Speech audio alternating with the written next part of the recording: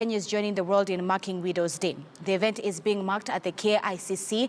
It will be hosted by the Ministry of Public Service. Our very own reporter, Cecilia Wakesho, is at the event and she joins us live. Cecilia, it's good to be speaking to you. Has the event launched? Has the event kicked off? And what is expected to come out from today's conversation?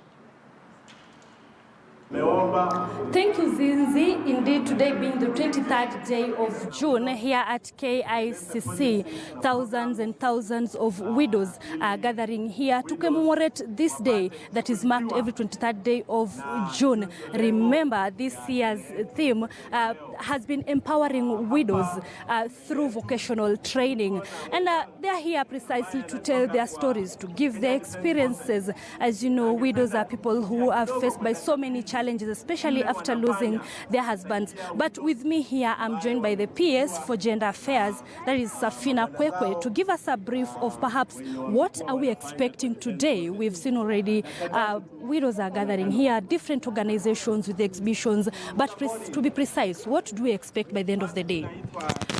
Thank you very much. Today we expect raised awareness on the plight of widows and also raised awareness on the programs that are there by government and other partners that target this special category of women who in Kenya we have 8 million plus. This is a significant category in the country, being women who have gotten themselves into widowhood without any prior preparation, and therefore they are unprepared for widowhood. The several challenges they face, it doesn't matter whether they are from rural areas or urban areas, from whatever ethnicity region, they are commonplace. Disinheritors, challenges with family, challenges with the law, and etc., etc. So today is a day where, like any other day of 23rd of June, we try as much as possible to heighten awareness of the populace that widowhood is a condition that anybody can fall into it. But we need to appreciate that these are still Kenyans. They still have needs. They have responsibilities that they have to assisted to be able to deal with them. Some of them are young mothers. Some of them they have no education whatsoever. They don't have any livelihood, and they were dependent on their partners. So this year's theme, where we are talking about empowering women through vocational training, is to try to bridge the gap where we have young women who don't have any skill to be able to get the skill through our vocational training institutions, so they can be able to fend and become better household heads, because they are forced to being household heads without prior preparation.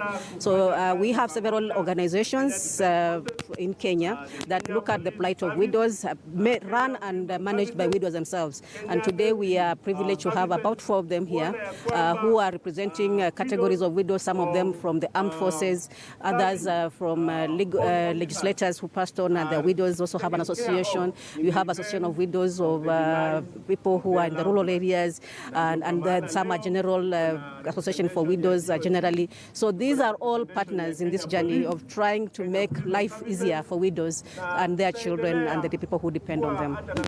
Let's talk about the government, the Ministry for Gender. Do we have any allocation that has been set aside to address the issue of the widows? And if not, how far are we as far as this is concerned?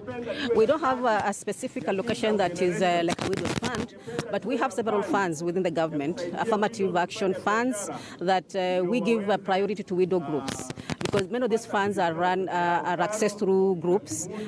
Some of them are also accessed through individual members. But in the event that in that proposal there is a widow, then that gets priority. And so far we have seen that some of them, their needs are could be housing needs, others are economic needs for them to be able to earn a living. So in line with the government's Big Four agenda, we are, as a ministry, we are really spearheading to see that the issues of widows is mainstreamed into all universal health care. How can they get health services, because some of them don't even have insurance?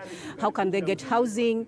How can they be able to be assured of food security? And of course, the issues of how can they get jobs that can either make them venture to manufacturing or even just get employment. So those are the challenges that we are alive to, and we have set up programs particularly through the affirmative programs which we run in the ministry. Thank you very much. Zinzi, that has been PS for Gender Affairs, probably waiting for the function to begin. Anytime from now, we are also expecting, there is the Minister for Education, CS for Education, that is Ambassador Amina Mohammed. Anytime she'll be here, she's supposed to be gracing the occasion. But with me, I'm joined by Dianah Kamande. Dianah Kamande is the head of an organization for widows, that is Widows and Orphans Organization. Come Together Widows and Orphans Organization. Karibu sana to KTN News. Perhaps you could tell us, how many members do you have in your organization? And today, while you gather here, what are your expectations as far as widows' plights are concerned? Thank you so much, Cecily, and thank you, KTN, for this opportunity. As we gather here as Come Together Widows and Orphans Organization, we are looking at over 1.4 million widows around the country. We are in the 47 counties. We reach out to widows wherever they are. We discuss more about their plight. We believe that you cannot empower an abused woman. So first of all, we look at about bringing a law into place. We have a widows bill that we drafted and we forwarded it to the government, and we have been doing a follow-up. It was at the Attorney General's desk, and we know that very soon it will going to be tabled in Parliament. Today we are looking at the government holding our hand and the government coming to a place where we are going to criminalize all actions that oppress widows. We are looking at mainstreaming the widow issue from the ward level, constituency level, county level, and then to the national level, so that at least every widow feels that she is in the right place. We cannot forget about the widow's children. Wherever there is a widow, there are children. So we are looking at the government embracing the widows together with their children. And then looking at also about the affirmative funds that fall in the Ministry, State Department of Gender Affairs. We are looking at widows becoming more beneficiaries of these funds, being widows. And then finally, we are looking at even for positions. You look at when there are nomination positions in the government, widows are not considered. Whereas we have people living with disability, they are given a slot. What about widows? So we are looking at even sending to Parliament, sending to County Assembly, sending to Senate, a widow to represent widow issues. Finally, we are also looking at a widow as a woman who needs a lot of counseling. Then the counseling services are very expensive.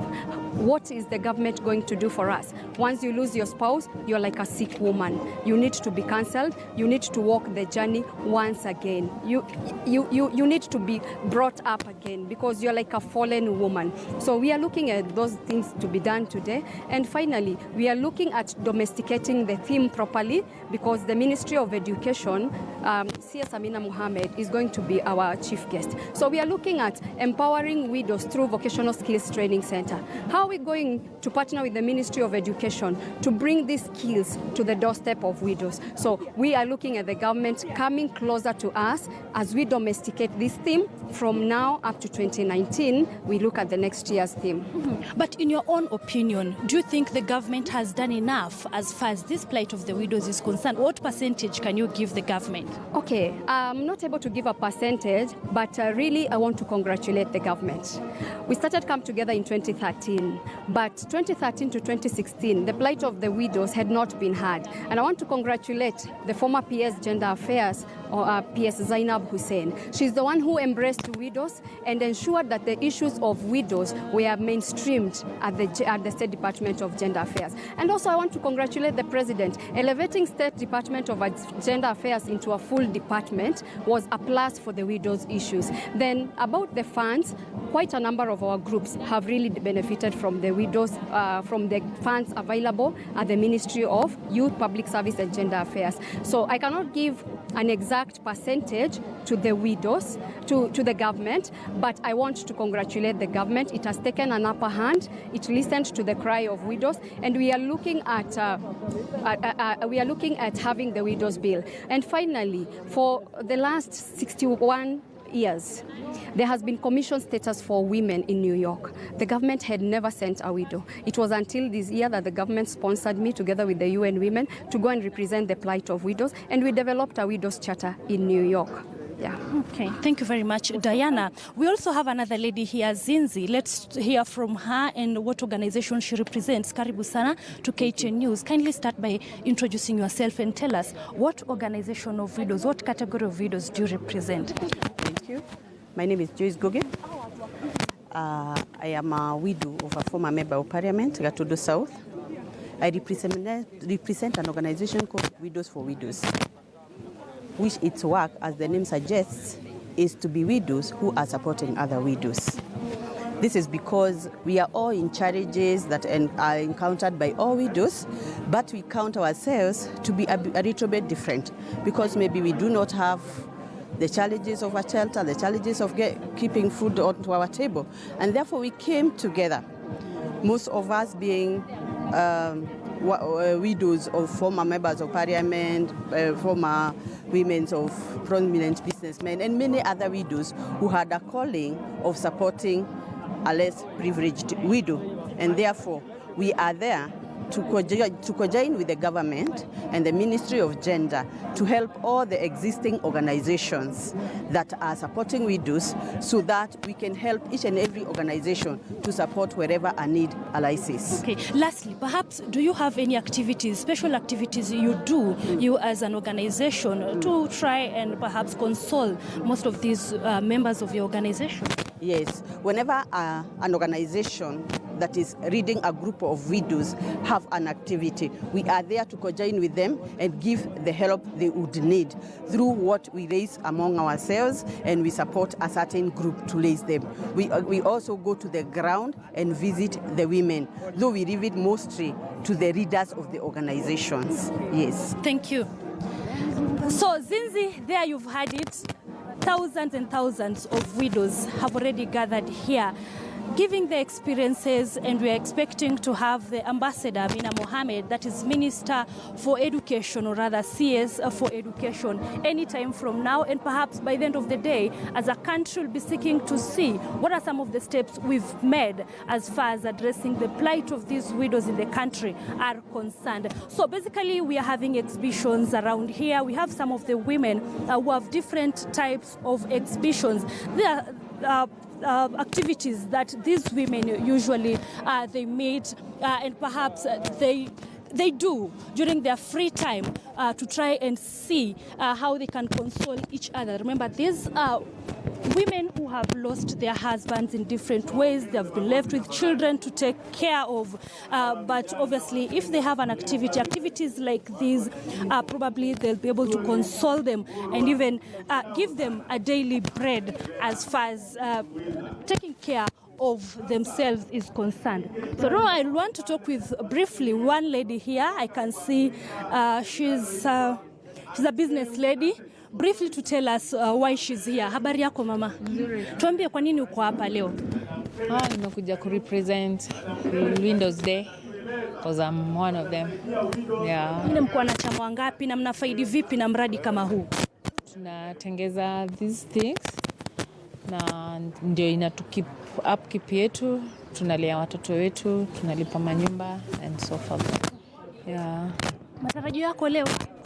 Matarajio yangu ni kuwa serikali itashughulikia maslahi ya Windows because tumekuwa tumeachwa nyuma, hatusaidiki. At least wakuwa wanatuangalia na pia vile tunaweza lea watoto wetu. Yeah. Asante sana. So Zinzi, that's it from here at KCC. It's a story we'll be keeping tabs on and perhaps give Mwananchi an update as the day goes on. Zinzi. Thank you so much, Cecilia. That is very beautiful. Cecilia Wakesha, a reporter who is at KCC as Kenya